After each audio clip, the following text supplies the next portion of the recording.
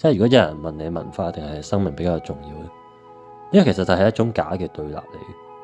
因為如果離開咗活生生嘅人類咧，咁當然就唔會有文化啦。但係如果離開咗文化咧，生命就係冇意義嘅。因為文化就係我哋嘅精神追求。咁話文化又算唔算係有生命嘅？好明顯就係有嘅。例如佢就係會不斷生長同埋發展啦。而呢個就係因為一個又一個世代嘅參與。而當一個文化滅亡之後咧，我哋通常都好難令佢復活嘅。咁所以政治制度就可以一直變化。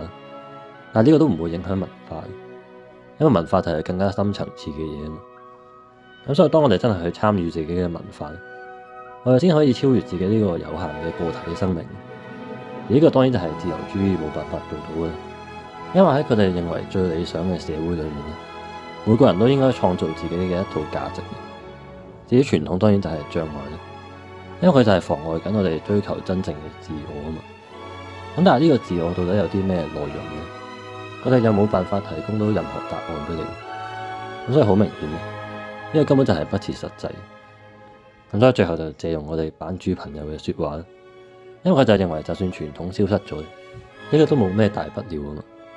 咁但係其實如果自由主義完全消失咧，呢個先至係最冇所謂嘅，而我甚至會話係值得慶祝嘅一件事。